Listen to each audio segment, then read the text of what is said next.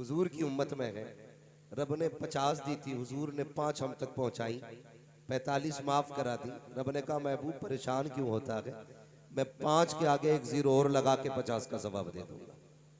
तो जिन लोगों की 5,000 तनख्वाह है ना, अल्लाह उनके 5,000 में 50,000 की बरकत अता फरमाया करता है। ये भी है, मैंने 80,000 रुपए लेने वाले टीचरों को हाथ फैलाते देखा है, लेकिन 5,000 लेने वाले इमाम को हाथ फैलाते नहीं देखा। इसलिए कि उसके गुजारे सिर्फ रकम से नहीं होते, उसके घर के गुजारे मदीने वाले के करम से हुआ करते हैं। तो ये तो जहन से निकाल दीजिए कि सुकून सिर्फ कुत्ता बिल्ली में, इसे भी पढ़िए, वरना वही पैरासीटामोल जो 75 पैसे की आती है, वही कालपोल, ये सारी टेबलेटें उल्लू बना के 75 रुपए में एक दी जा रही है और पूरा देश गधा बना खड़ा है। कोई इस बात पर ऑब्जेक्शन इसलिए नहीं उठाता कि वो टैक्स ले रहा है, उसे तो मिल रहा है ना सिग्नेचर का पैसा, जाता किसका है, गरीब का। अगर आप पढ़ जाएंगे ना तो जरूरी नहीं है कि आप महंगी कंपनी की दवा लें, आप साल्ट देख के 1.5 रुपए की टेबलेट में भी काम चला सकते हैं। इसलिए तालीम बहुत जरूरी है। पढ़ेंगे इंशाअल्लाह, शादी करेंगे इंशाअल्लाह, माशाअल्लाह, अल्लाह सलामत रखे। ये शादीशुदा लोग बोल गए इंशाअल्लाह। मेरा सवाल तो उन लोगों से था जिनकी नहीं हुई है, ठीक है जी, और जो शादीशुदा बोले वो भी गलत नहीं किए। अल्लाह सलामत रखे सारे लोगों को। मैं बस कुछ चंद बातें आपसे कर लूं, सुने जरा तवज्जो से।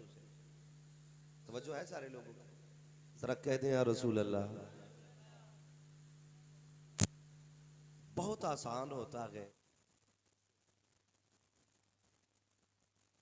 बहुत आसान होता है दुल्हा बनना, और उससे भी कहीं आसान होता है कबूल कबूल कबूल करना। ये सबसे आसान है, लेकिन सबसे मुश्किल होता है निकाह के बाद की जिंदगी में अपनों के एतमाद पर बाकी रहना। आप गौर कीजिएगा,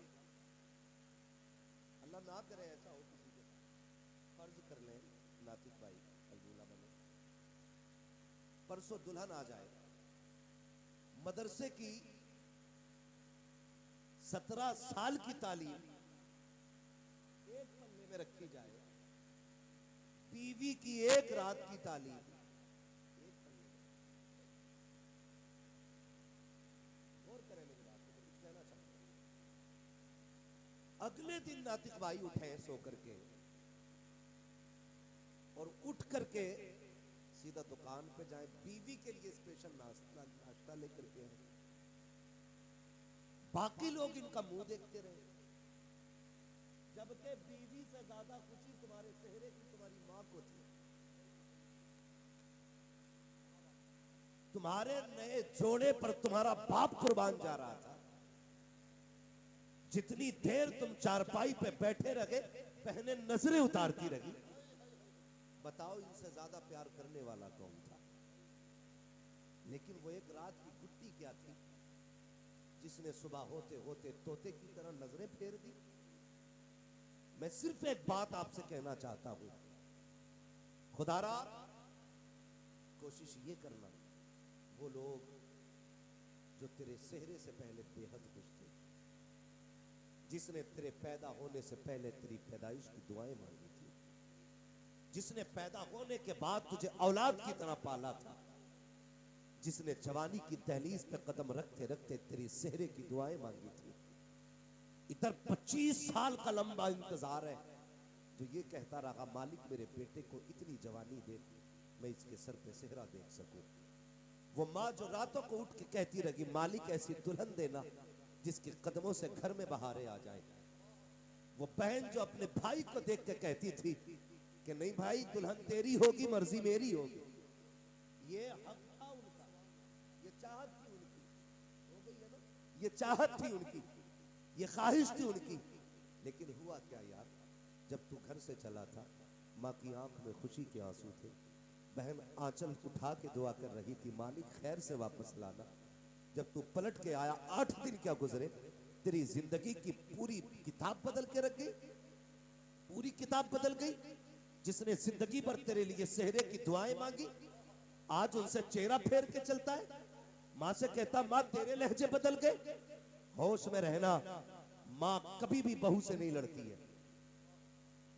अहले इल्म तवज्जो करें, और आप भी अगर समझ में आए तो बात समझ ले मेरी। मैं जो कहने लगा हूं, कभी भी माँ की लड़ाई किसी बहू से नहीं होती।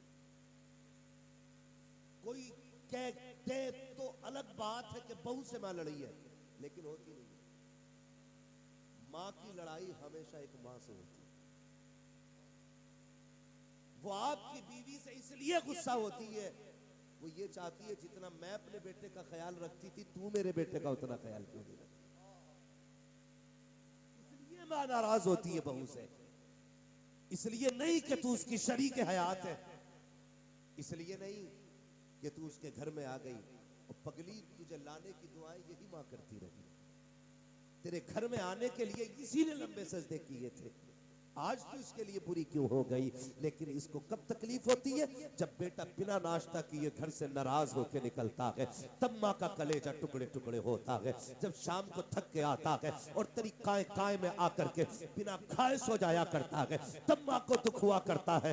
वो भूल सोचती है कि मैं जब मेरा लाल था, ये कितना भी नाराज होता था, मैं इसको मनाए बगैर कभी सोया नहीं करती थी। कभी मैंने इसको 25 साल तक बिना खिलाए सोने नहीं दिया था। आज तो इसकी कमाई खा रही है, लेकिन मेरे बेटे को तो लुक क्यों नहीं दिए। तू तो चैन से सो जाती है, लेकिन एक माँ को रात भर नींद नहीं आया करती है, फिर दौड़ के मौलवी के पास जाती है, तावीज दे दो सांस लड़ रही है, दुआ कर दो सांस लड़ रही है। मत जा किसी मजार के मजाबिर पे, मत जाओ किसी लुटेरे के पास, बस इतना कर लो, उसके बेटे की इज्जत कर लो। खुदा की कसम, तावीज उतना असर नहीं करेगा जितने बेटे की मुस्कुराहट तेरे घर में खुशियां ले आए।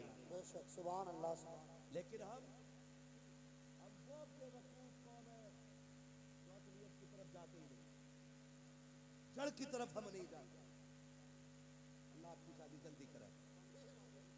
हाँ, हम असल की तरफ बढ़ते ही नहीं, हम जिम्मेदार माँ को ठहरा देते।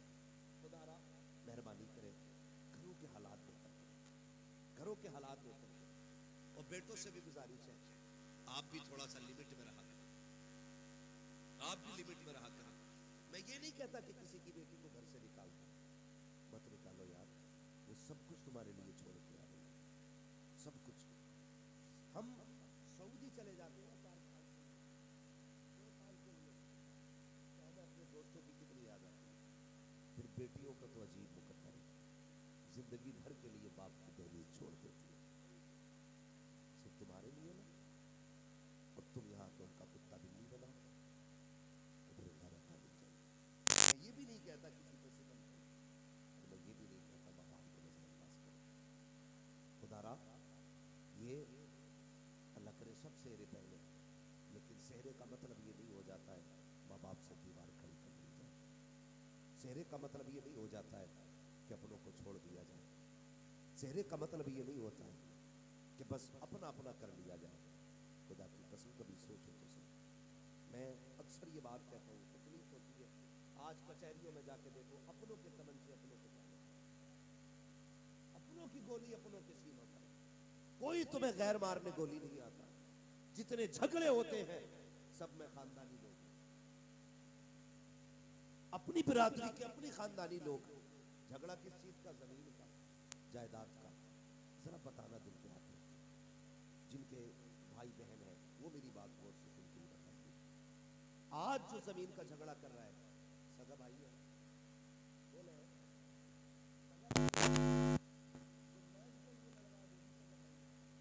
जिसने कल रस्सी डाल के नापी थी वो भी सगाई है, जो फावड़े से खोद के मैद काट रहा है वो भी सगाई है। मुझे एक बात बताओ, हम जब छोटे थे, मौलाना नाफिक साहब, आपके भी भाई बहन होंगे, अक्सर लोग इस रिश्ते से जुड़े होंगे, मौलाना राहत अजीजी साहब, अल्लाह सलामत रखे। ये सारे लोग किसी न